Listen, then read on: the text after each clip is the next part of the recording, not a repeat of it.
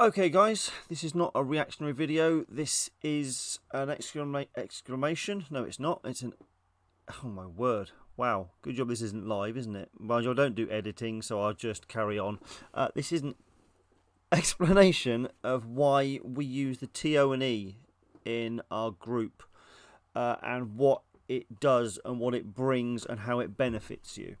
So, not many people know what a TO&E is, not many people know what it contains or why they should be using it.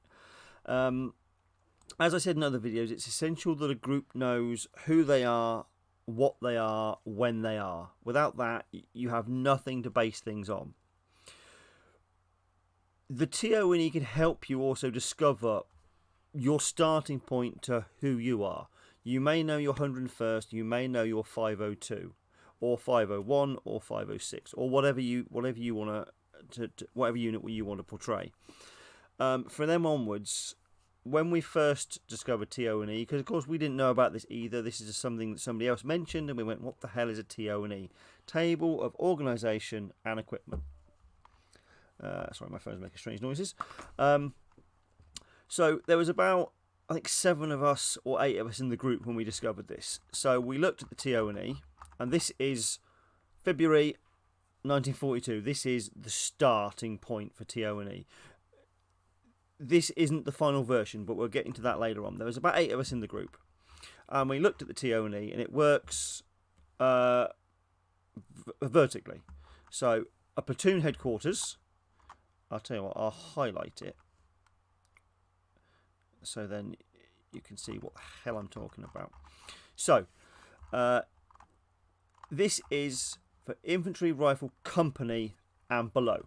So each company has a headquarters, 3 rifle platoons, and in each rifle platoon you have 1 headquarters, 2 squads, and a mortar section. Then they read across. So the company headquarters has 1 captain, 1 first lieutenant. So that's 2 officers. Okay? This should all make sense. These can be downloaded, or it's all on extremerelichunters.com/502. That's our website. All this is on there, and it's all done in a way that you can find it, and it will all make perfect sense because it will get confusing shortly. So we had about 8 people in the group, as I said, and a platoon headquarters is 2 officers and 5 guys. There must have been 7 of us then. So it made perfect sense that we start at this point with a platoon headquarters. We can feel that straight away. We all know exactly what ranks we are. We all know exactly what jobs we are. We're supposed to what ranks we're supposed to have, not jobs. We're not working in Tesco's. And then what weapons we're supposed to carry. So we would have a first lieutenant, a second lieutenant, a staff sergeant, who is the platoon staff sergeant.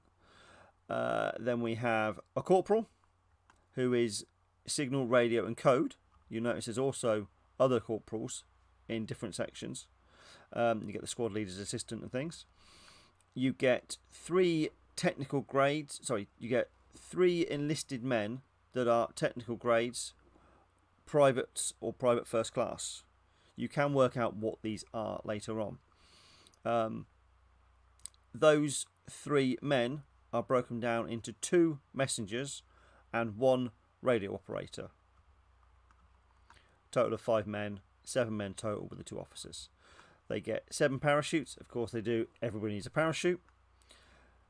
2 carbines. This says 7 pistols, I know, wait for it, it comes later. 4, they are Grands, M1 Grands, and 1 caliber 45 SMG, which would be the Thompson at this point. However, in February 1943, you get Infantry Rifle Company changes. Now, there's some important lines in here. People like to use the first one and not use the second sheet, which, you know, that's very convenient that you all get pistols. However, if we look back to the bit that says pistols, which is row number 36, and you look at here, row 36, the instruction delete the entire line. So if you remove that entire thing, you could understand that you will have no pistols. They don't get replaced by any other pistol. You simply have no pistols. Row 38, delete entire line. Now you've lost your Thompsons. What you do get as a new line is gun, submachine gun, caliber 45, which is the grease gun. Company headquarters, again, this is the only 6 guns. This is a total row. So column 3 is company headquarters. You get 6. So the company headquarters get 6 M3, 6 M3 grease guns. They're not assigned to any soldier. They are given 6 guns to use when and how they like. They also get a bazooka as well, which should be on here somewhere. Launcher rocket, 2.36 inch. The company headquarters gets 1, and platoon headquarters, each of those also get 1. Again, they're not assigned to anybody. They carry that weapon in case of emergency, in case somebody needs it, in case one gets lost from the rifle squads.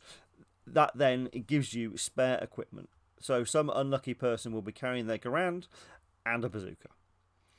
If the company headquarters makes guys carry the M3s, then one guy will get a Garand and he'll also have to lug around an M3. But you can see in some photographs that the captain and the first lieutenant are carrying M3 grease guns. They are the only captains, so they have opted to dump their M1A1 carbine and they are taking the M3 grease gun, which makes sense. You know, it's a personal preference. It's one of those sort of rules that it's not hard and fast. You have that option, but there are very, very few of these options. So that gives you the changes. We started getting more members, so we needed to either expand downwards by having more rifle squads, filling more rifle squads, or some of the original members went up to form a company headquarters, as well as stretching the group in both directions. So this tells you exactly how many of each rank you should have. So it's not now just made up on the spot that if you've been in our group for X amount of months, years, you can then be a corporal. You'd end up with far too many of these random ranks. Clearly, you're never going to want anything more than a captain. You're going up to regimental headquarters, in which case you would get a 1911. Only a 1911, and very little else. You certainly wouldn't be running around in Normandy. Where are we? Captain. So yeah, you don't want anything more than a captain. You will see the odd little A, and like the A here stands for second in command. So some of these are blatantly obvious. You know, there's almost no need for them.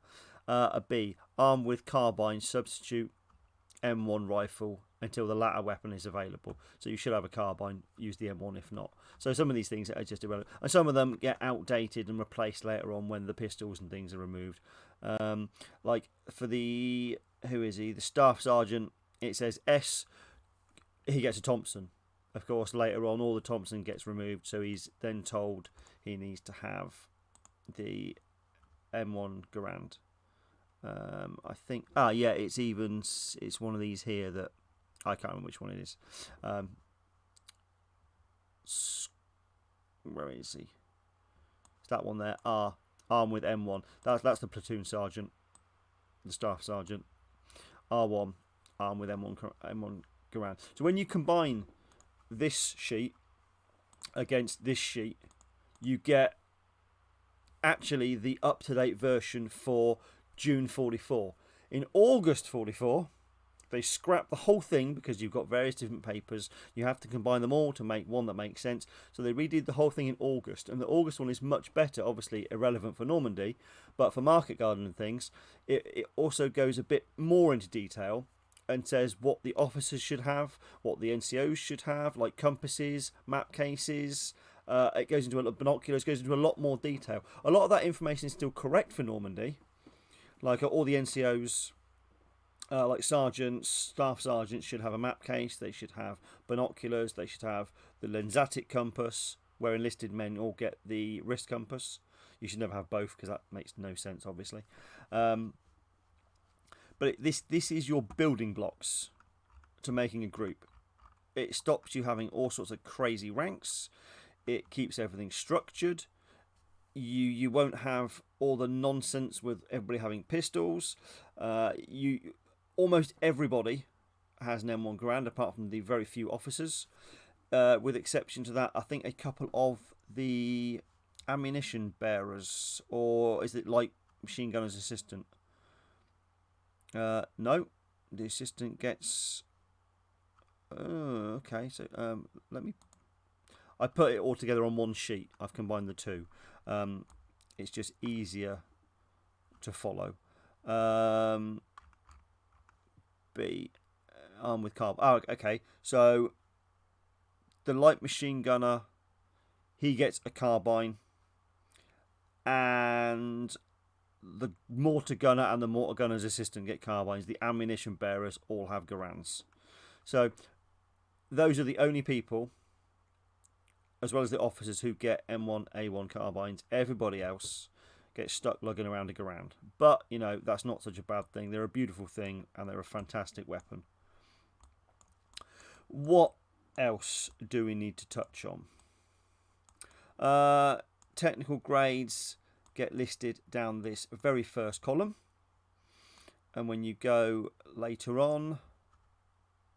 sorry, I've really lost my train of thought. Oh, 4 and a 5 is not a quantity. That's 5th class, as in a corporal with a T. 4th is a sergeant with a T. Company headquarters has 3 men, so it will be 1, 4 and 2 5s. And then platoon headquarters will be 1 5, a 5th class. One of the interesting things that the TO&E reveals is that there's pretty much exactly the same amount of PFCs as there is privates. There's 46 PFCs, 45 privates. So you need that equal balance between your enlisted men. So all the new guys that come into the group, you know, you still need to divvy up those PFC stripes equally. So that was an interesting thing we discovered, because we just assumed, you know, we could give them to the guys that have been in the unit a while as a reward, which is fine as long as you've got an equal amount of privates underneath them. And that rank also gets distributed among things like ammunition bearers. That is every private or private first class. The role is irrelevant. What else do we need to cover? Not really a lot. This one that's neatened up and combines all the other TO&E pages is available on extremerelichunters.com/502. Let me... Oh, I'm not going to be able to because I need to find the right tab. It's on there under the 502 section. Now, there's probably a whole page for TO&E. If not, hunt around, you'll find it. It's pretty self-explanatory, that website. It's all about the group, and there is so much information on how to do 502 correctly as well as 101st correctly without specifically doing 502. I'm going to cut it short there, or I will start waffling nonsense. If you have any questions, you can contact me through the website, or you can make comments. I don't know if I'm going to be reading comments on these, or even if people can be bothered to leave comments on here. We will discover that as we go along. I hope this helps to give the group some structure. I know it certainly made a massive difference to the way we formed our group. As I say, any questions, let me know. Okay, thanks a lot, guys.